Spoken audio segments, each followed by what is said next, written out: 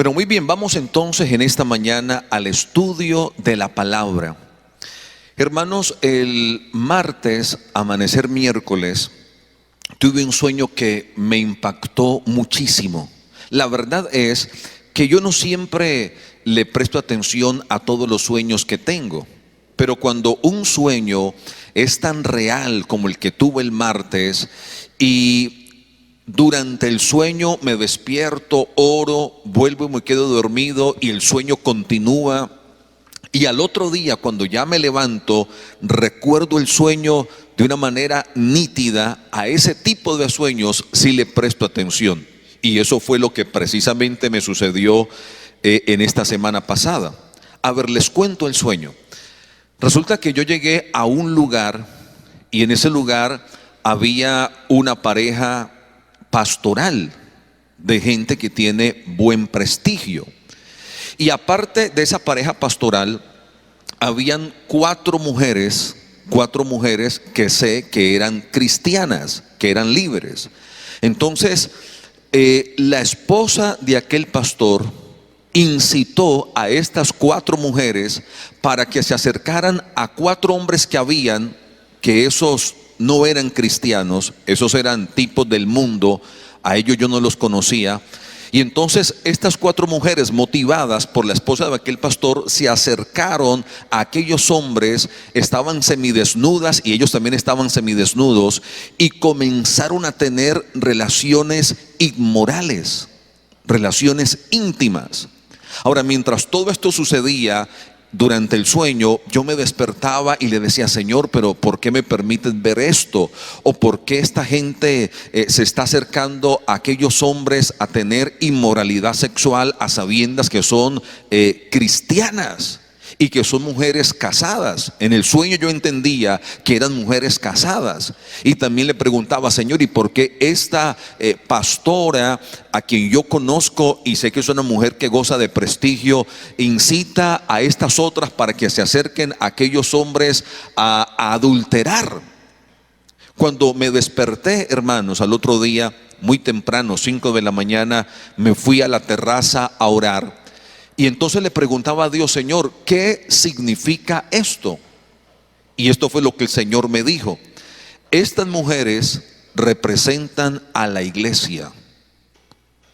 Tanto la mujer que incitó a las otras cuatro mujeres, como las cuatro mujeres que se acercaron a aquellos hombres a adulterar, las cinco representan a la iglesia. Y sobre todo a la iglesia de estos últimos tiempos, una iglesia que ha caído en adulterio espiritual. Pero la pregunta era: ¿pero por qué esta mujer que era líder de alguna forma incitaba a estas otras? Y lo que Dios me dejaba ver era que nosotros los pastores, con lo que estamos predicando, hemos incitado de alguna manera a que el pueblo caiga en un adulterio espiritual. Es decir, gran parte de la culpa de este adulterio espiritual que caracteriza a la iglesia de los últimos tiempos es a causa de lo que estamos predicando los pastores. ¿Sí? Entonces, con base en este sueño, hermanos, he estado orando al Señor, y de hecho lo compartí con algunos hermanos en la fe, con algunos pastores. Les dije: miren lo que yo soñé y quiero que me digan qué piensan. Ok, y a los que les he comentado el sueño, hemos coincidido en afirmar que este sueño lo que está haciendo es mostrándonos el estado de la iglesia en la actualidad. Por eso, hermanos, como prediqué el miércoles anterior y he venido insistiendo en algunas enseñanzas, esta pandemia que ha causado el aislamiento preventivo obligatorio, Dios lo está usando, hermanos, para enfocar a su iglesia, para reenfocar a su iglesia, para perfeccionar a su iglesia, hermanos. Quiero leer lo que dice el libro de Apocalipsis, capítulo 19, versículos 7 y 8.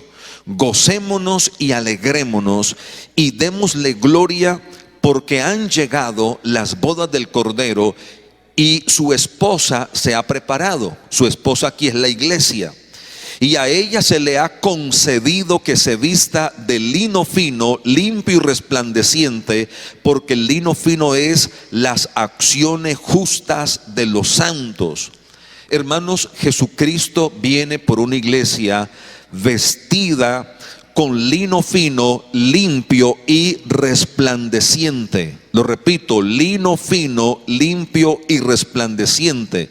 Ya habíamos leído en Efesios capítulo 5 versículo 27 que el Señor está levantando una iglesia sin mancha y sin arruga también. Entonces, la iglesia por la cual el Señor viene, la iglesia que va a ser arrebatada, es una iglesia, hermanos, cuyas vestiduras son blancas y resplandecientes, en las cuales no hay manchas, no hay arrugas. Las manchas y las arrugas tienen que ver con el pecado.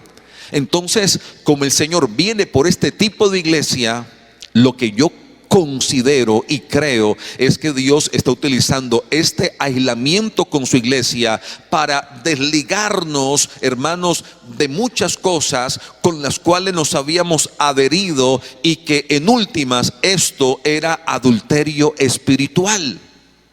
Amén. Entonces, me gusta cuando el apóstol Pedro, primera carta de Pedro, capítulo 4, versículo 17, dice que el juicio, hermanos, comienza por la casa. El juicio, todos sabemos que viene un juicio. Amén. El juicio frente al gran trono blanco. Esto será después del milenio, falta mucho todavía. Pero el juicio primero debe comenzar por la casa, por la iglesia.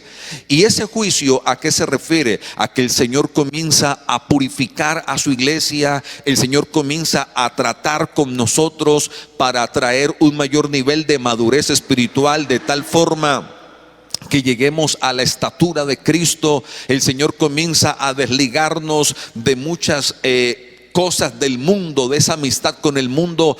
Hermanos, ¿con qué propósito? Preparándonos para el arrebatamiento. Ahora, el arrebatamiento puede ser hoy, o puede ser en 10 años, o puede ser en 20 años. Dar una fecha exacta del arrebatamiento de la iglesia, dar el día, la hora en que se va a efectuar el rapto de la iglesia, es un error, porque ni el día ni la hora nadie lo sabe, solamente el Padre Celestial. Y como he dicho, cada vez que la gente se aventura a dar fechas, termina errando, termina equivocándose. Lo que sí podemos decir es que con todas las señales que estamos viendo, hermanos, son indicativos de que estamos muy cerca de este acontecimiento escatológico del rapto de la iglesia. Entonces, teniendo en cuenta que estamos tan cerca, lo que creo es que Dios con este aislamiento nos está preparando, amén, nos está sacando de ese adulterio espiritual. En el libro de Oseas, capítulo 9, versículo 1, allí se habla de la fornicación espiritual en la cual Israel había caído.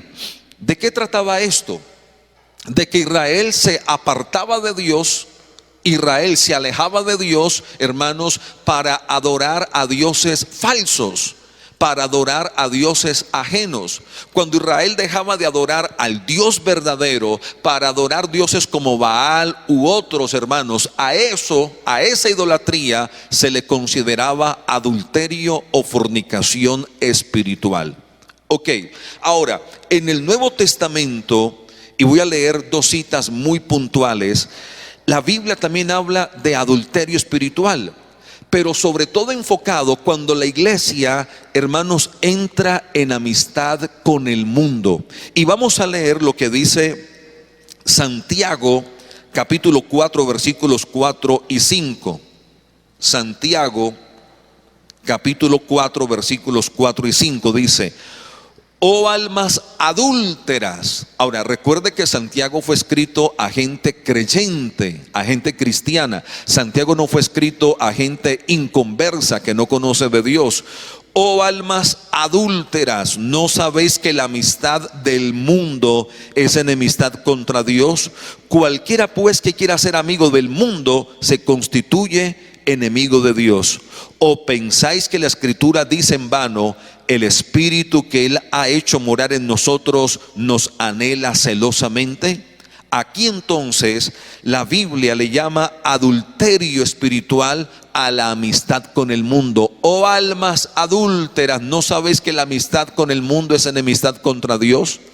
Ahora, en la primera carta de Juan, capítulo 2, del versículo 15 en adelante, la Biblia habla de lo mismo, de la amistad con el mundo. Dice, primera carta del apóstol Juan, capítulo 2, versículo 15: no améis al mundo ni las cosas que están en el mundo. Si alguno ama al mundo, el amor del Padre no está en él. Porque todo lo que hay en el mundo, los deseos de la carne, los deseos de los ojos y la vanagloria de la vida, no proviene del Padre sino del mundo. Y el mundo pasa y sus deseos, pero el que hace la voluntad de Dios permanece para siempre. Hermanos, considero que el adulterio en el cual la iglesia moderna ha caído consiste en una amistad con el mundo, en amar las cosas del mundo. Ahora, cuando aquí se habla de mundo, hermanos, se está refiriendo al sistema que gobierna el mundo, a ese sistema sin Dios, a ese sistema corrupto, lleno de vanagloria, a ese sistema, hermanos, materialista. Así que quiero mencionarte tres cosas en las que pienso que la iglesia ha entrado en amistad con el mundo. Y quiero de alguna forma desnudar cómo es el sistema del mundo. Número uno, es un sistema sin Dios, en donde la base de todo es el mismo hombre. Te lo repito, ¿cómo es la corriente del mundo? Ahora, déjeme decirle algo más que no había mencionado. La Biblia habla del río de Dios, y en todo río hay una corriente. También la Biblia habla de la corriente del mundo. ¿Por qué? Porque el diablo siempre presenta la imitación. Así como hay un río de Dios que tiene corriente, el mundo también tiene su corriente. Recuerden cuando Moisés se presenta ante Faraón y echa el báculo, la vara en el suelo, y ésta se convierte en culebra. Los magos que trabajaban para Faraón hicieron lo mismo, imitaron el milagro. El diablo siempre va a imitar. Entonces, repito, así como la Biblia habla del río que tiene su corriente, también la Biblia habla del mundo que tiene su corriente. Pero por supuesto que aunque es la imitación y tiene cosas similares, pero igual cuando profundizamos son dos cosas completamente diferentes. Te repito entonces, ¿cómo es el sistema del mundo? Es un sistema sin Dios, en donde la base de todo es el mismo hombre. Y por eso hoy día ha tomado tanta fuerza el humanismo. La nueva era tiene como columna vertebral el humanismo. En el humanismo, el centro de todo no es Dios, el centro de todo es el hombre. Nosotros, ¿qué entendemos por la palabra? Que Jesucristo dijo: ustedes, los hombres, apartados de mí, nada pueden hacer, nada pueden hacer. Ahora la gente dice: ¿cómo que no? Sin Dios hemos construido este imperio, sin Dios hemos logrado tantas riquezas. Pero Jesucristo dijo: necio, ¿de qué sirve que te ganes el mundo entero si finalmente pierdes tu alma? ¿De qué sirve construir un imperio y acumular grandes riquezas si al final perdemos nuestra alma? Pues de nada, porque desnudos, como dijo Job, vinimos a este mundo, hermanos, y también desnudos salimos de este mundo. Es decir, de este mundo no podemos sacar ninguna riqueza, nada material. Por lo tanto, este es un sistema sin Dios. Este sistema moderno, hermanos, no tiene en cuenta a Dios. Este sistema, hermanos, del mundo actual no tiene en cuenta a Dios. Y por eso entonces, tenga en cuenta esto, vamos a escuchar mensajes motivacionales donde a la gente se le anima a que piense positivo, a que declare positivo, y que de esta forma alcanzarán sus sueños, harán realidad sus sueños. Nosotros no estamos con esto. Pastor, pero no es lo que dice la Biblia, que declaremos palabras de fe y que pensemos con la mente de Cristo. Repito, suena similar, pero son dos cosas muy diferentes. Cuando a la gente se le dice: piense en positivo y confiese cosas positivas, allí no tienen en cuenta a Dios, sino que la base es el hombre. Nosotros que decimos, hermano, no es simplemente que confieses algo positivo, sino que confieses la palabra de Dios. No decimos piensa positivo, sino piensa con una mente renovada a través de la palabra de Dios. Por eso no podemos confundirnos. La corriente del mundo es la imitación de la corriente del río de Dios, que tiene ciertas similitudes, pero que cuando profundizamos y escarbamos es totalmente diferente. ¿Por qué entonces cuando yo oraba Dios me hacía entender que nosotros los predicadores en mucho tenemos la culpa? Porque hoy día muchos hemos dejado de ser predicadores del evangelio para convertirnos en motivadores de multitudes. Y cuando vemos algunas supuestas prédicas, más bien son conferencias motivacionales, donde a la gente le invitamos a esto, a que piense positivo. Ahora hablamos de la neurociencia, la neurolingüística, puros conceptos de la nueva era, y que suenan bonito, pero que no tienen asidero en la palabra. Entonces la iglesia termina copiándonos a lo que los pastores enseñamos, la neurolingüística, la neurociencia, etcétera, etcétera. Pero no, hermanos, nosotros los creyentes creemos que la base de todo es Dios, hermanos, y que sin Dios nada podemos hacer. Entonces, este sistema, la corriente de este sistema, busca que el centro sea el hombre y no Dios. Número 2, es un sistema donde el enfoque es 100% material, por lo cual el éxito de una persona se mide por lo que posee, por sus logros, no importando los medios que utilice. Es decir que, según ellos, los medios justifican el fin, la filosofía maquiavélica. Lo repito. Es un sistema donde el enfoque es 100% material, por lo cual el éxito de una persona se mide por lo que posee, por sus logros. Hermanos, si bien es cierto, como lo he repetido hasta la saciedad, pues nosotros como gente madura, hermanos, entendemos que nuestros hijos deben estudiar, que necesitamos comer, que necesitamos de un techo, hermanos, y todo eso tiene que ver con cosas materiales, pero que finalmente todo lo material se queda aquí en la tierra. Todo lo que se consigue en la tierra se queda en la tierra. Pero la palabra habla, y el apóstol Pedro sobre todo lo menciona, que nosotros los creyentes tenemos una herencia reservada en los cielos, incontaminada, inmarcesible, incorruptible. Entonces, este sistema del mundo, el sistema actual del mundo, solamente te enfoca en los bienes materiales del ahora, en los bienes de aquí, que se consiguen aquí en la tierra. Y cuando tú les hablas de las bendiciones reservadas en los cielos para la iglesia, te tratan de iluso, te tratan de loco. Te dicen, no, despierte, despierte. Eso allá, nadie está seguro si lo hay o si no lo hay. Pero en cambio aquí, esto es lo verdadero, lo que se puede palpar, lo que se puede ver, lo material. Enfócate entonces en lograr cosas ahora.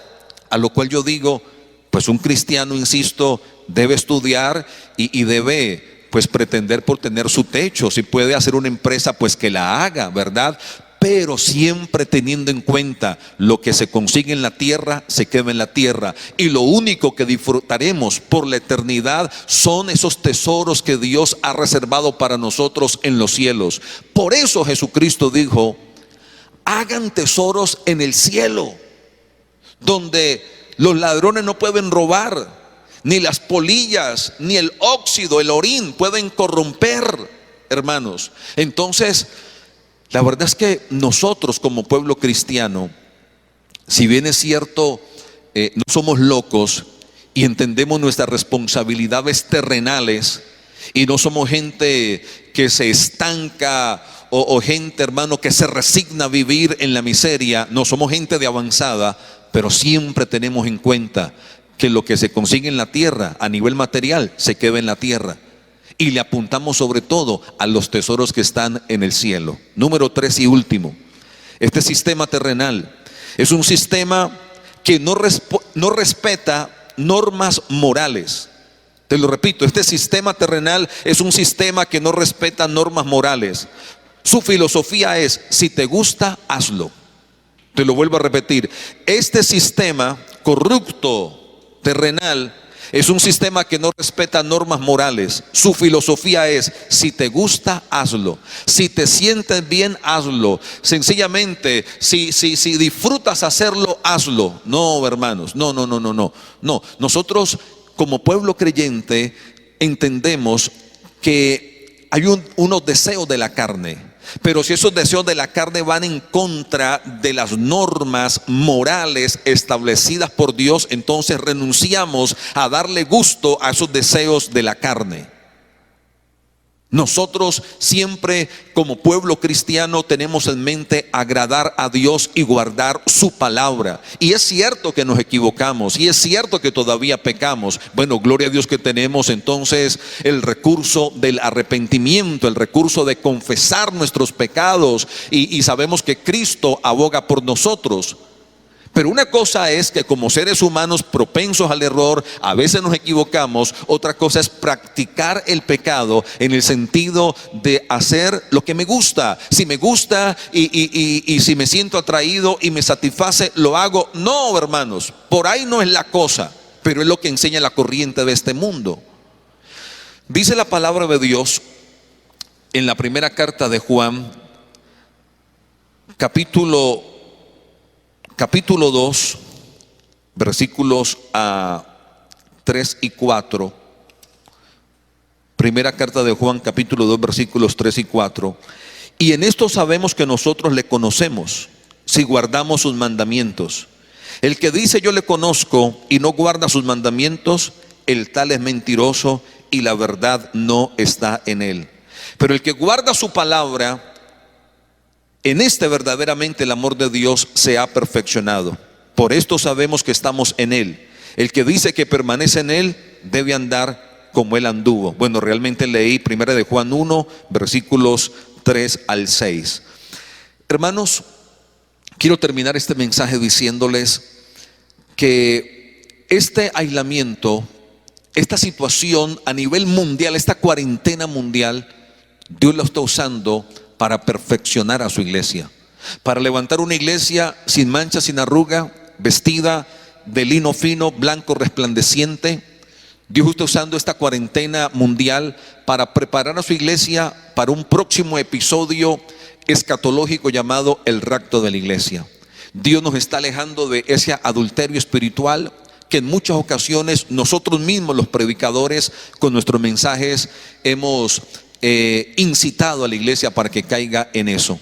Hermano, es tiempo de levantarnos en santidad, no en religiosidad ni en un fanatismo extraño, pero sí en santidad, porque sin santidad nadie verá al Señor. Hermano, oro para que Dios te ilumine y para que Dios te haga entender esta palabra y para que tú la pongas en práctica. Oremos a Dios. Bendito Dios, te damos toda la gloria y toda la honra, Señor mío.